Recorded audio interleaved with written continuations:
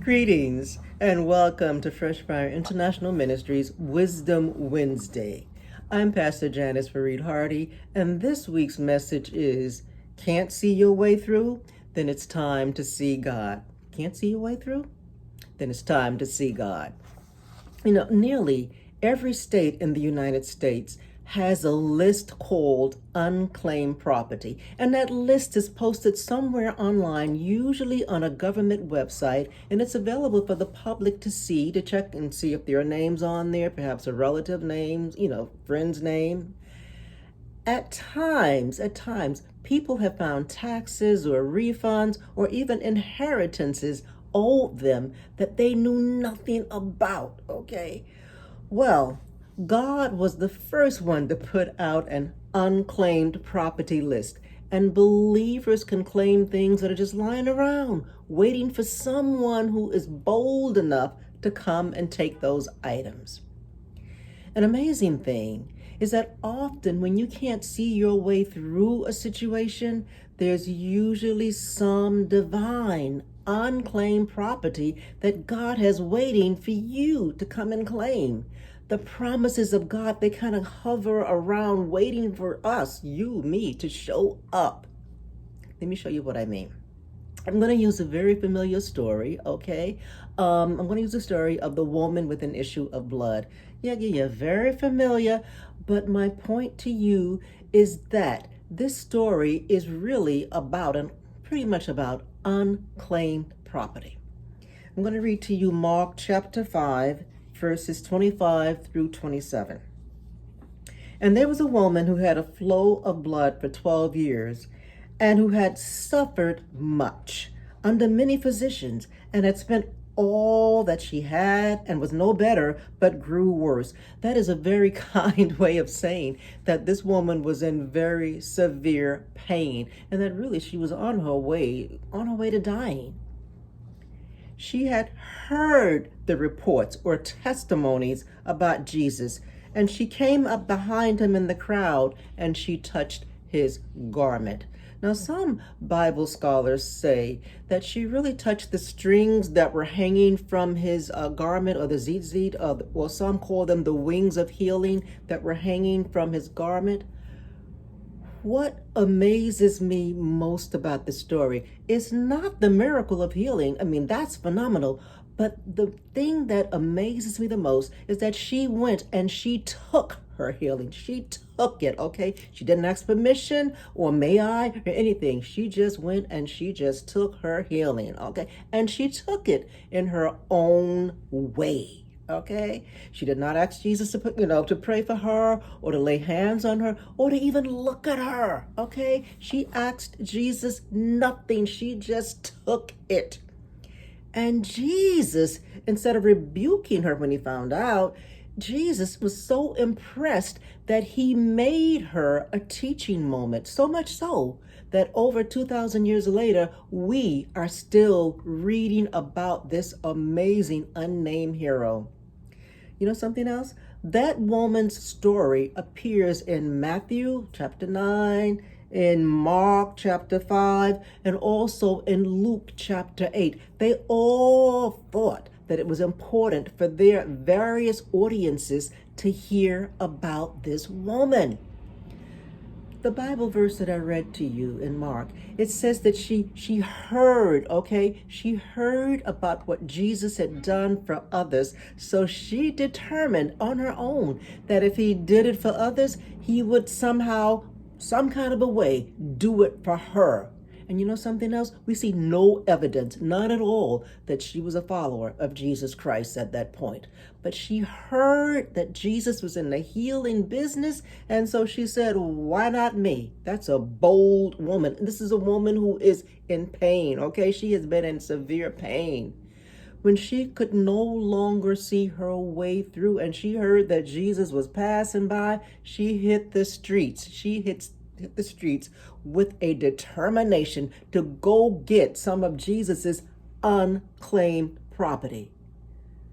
Do you need some of Jesus's unclaimed property today? I know I do. I need it every day. This woman, she had no testimony of her own. There is an old gospel song that says, and I'm not going to sing it for you, it says, I just want to testify what the Lord has done for me. And then the singer goes through a whole list of things. Sometimes even, as I've heard it in different churches, they add a whole lot of more stuff that was never in that song, but that's okay. She could not sing that song, okay, because the Lord hadn't done anything for her that she knew about, all right. All she had was 12 years of bleeding and a lot of way gone money that she spent on doctors. Okay, no testimony of her own. Also, there was no evidence that she even heard one sermon or teaching of Jesus Christ, because she was not allowed in public, okay, because she was unclean. She was considered unclean because she was hemorrhaging or bleeding, okay, so she was socially exiled. So you know what she did? She preached herself into going on this very dangerous mission of not hoping, but of definitely making a way to touch Jesus. Sometimes the most powerful sermons that you will ever hear are the ones that you give to yourself. No testimony, no sermon from Jesus, and we don't see any evidence of her having a support system as she dealt with how her body was attacking itself. She didn't cry, she didn't moan, okay, that nobody understands my sorrow. She instead became her own support. She supported herself to find that person that she had never seen before. Yet, she had something that many believers today need to grab hold of. She had a stubborn determination that she was going to put her name on some unclaimed property that was on God's list. She could not see her way through, so she went to see Jesus and put a demand on what he had done for others. All right. Unlike that woman, every Christian today has a testimony, starting with the fact that we are saved, okay? Every Christian today has, we have heard some sermons either in person or on the airways or even on our phones. Every Christian today, okay, we have access. We have had or we have access to some support group or support person, whether the person is dead, alive, or even in a podcast or whatever. Okay, we have access to people who can have an impact on our lives. She didn't have that. But you know something? Just like that woman, whether we realize it or not, we too only have one option, and that is Jesus Christ. If Jesus doesn't fix it, you know something? It won't be fixed, no matter what the it might be. So we too have to grab the hem of Jesus's garment to retrieve some unclaimed property that's on God's list. God tells us, in Malachi 3 and other places, try me, test me, prove me, give me a challenge to see if I will not do it, okay? God asked Abraham, is there anything too hard for me? Okay, in Genesis 18, he asked him, okay, and he didn't wait for the answer, okay? When we show that hemorrhaging woman's type of determination regarding what God can do, it shows that we really believe God, that we really believe what God says in his word, okay? All the things, all the promises that are all throughout the Bible. When we show that kind of determination, it shows that we really do stand on the Bible and we're not just spouting words, okay, and hallelujahs. When we grab a hold of those promises, like that woman, okay, and a lot of it for us is in faith. When we grab it, it shows, okay, it shows that we are truly walking in the footsteps of Jesus, all right? It really does. A child who is unsure of whether or not his or her parents will share their food with him or her, that is an abused and a confused child. God does not want us to act like an abused or confused child. And in fact, Jesus, after hearing, having the woman give her testimony, that won't publicly, her first testimony, now she has one after she's touched Jesus's hem. Now Jesus calls her daughter, which means that she is a full full-fledged member of the family of Jesus Christ. He didn't go through a whole lot of, initiation, or he just called her after he saw how much she believed basically in the word of God and what God could do. He called her daughter and basically initiated her into the family of God. So the greatest miracle for me in this story, the healing is fantastic, but the greatest miracle is that how deeply, deeply, deeply she desperately believed against all odds, that God would do, even though she didn't even know if God didn't know her name, okay? She believed that God would do what he did for others, that God would also do for her. And that kind of determination, that kind of radicalness, okay, that kind of believing against all odds, it really pleased God. She took God's promise of unclaimed property, the unclaimed property of healing and restoration. She didn't go, and had seminary studies and all of this stuff. She just knew, if he did it for somebody else, I'm going to get mine. Okay, my name has got to be in that list too. Being radical like that, okay, being radical, it can be scary. It really can be scary to believe like that for something that you want or something that you need.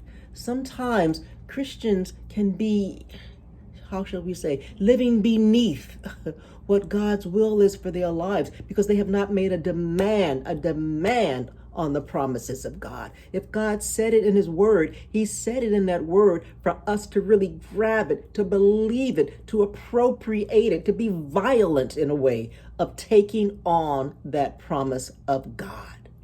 It can be scary because something, stepping out on the promises of God, okay?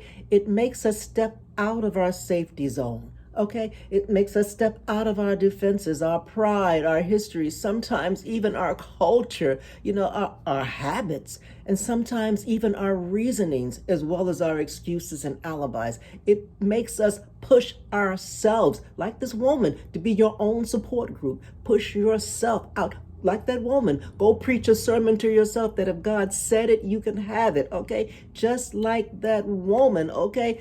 Go grab your testimony, okay? Make your testimony. That is God's will. That is God's will, okay? All right. At any moment, that woman could have been stoned to death. So stepping out like this does have its risk. She could have been stoned to death, and everyone would have felt that, the stoning was justified. But when we step out on the promises of God, then God is our defense. God is our protection. God is our shield, shielding us. Because if we believe his word, God will indeed cover us.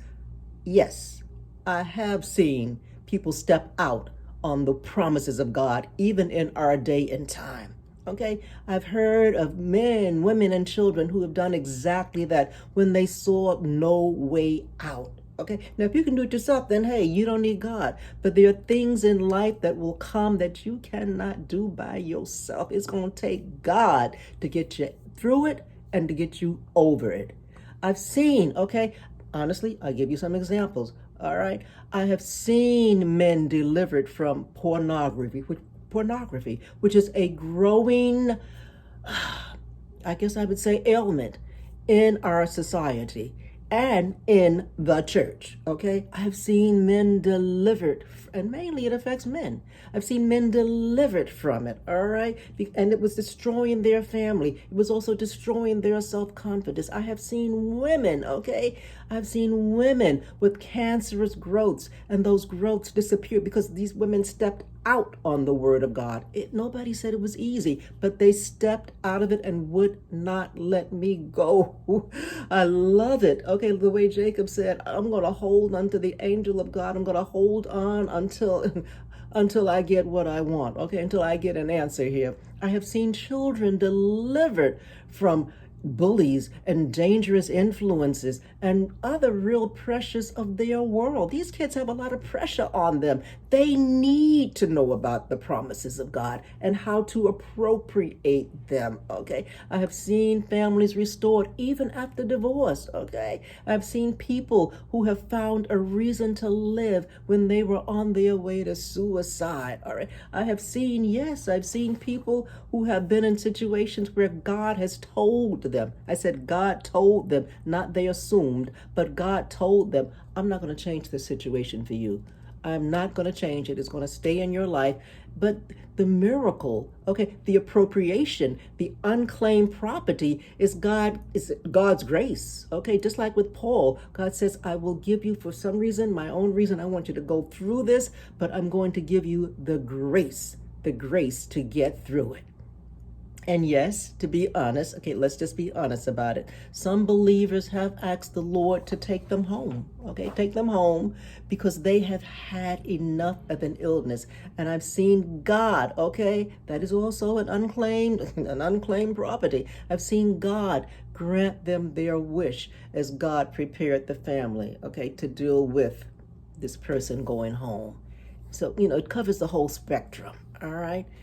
The important thing, though, is that God's promises, as expressed in His Word, are just waiting in the atmosphere for someone to grab them. Just like that woman with an issue of blood, for someone to take God at His word, for someone to not just say it, but to really do in their lives, to demonstrate that they believe God by acting on it, by appropriating it, by believing the word, the promises of God.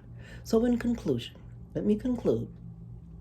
When you don't see your way out or way through, it's time, like that woman, it's time to see Jesus, to see the hem, to touch the hem of His garment. And once again, we do it by faith. Even in the midst of an insane world, this crazy world we live in, God's promises are still waiting for you. So it's go boldly. I tell you, go boldly. And yes, even go desperately to claim your unclaimed property from God's list. Whatever you're facing, I tell you, whatever I'm facing, grab the promises of God. Believe them and live them. They're probably closer to you than you think. Okay. So once again, thank you for joining us this week. Okay.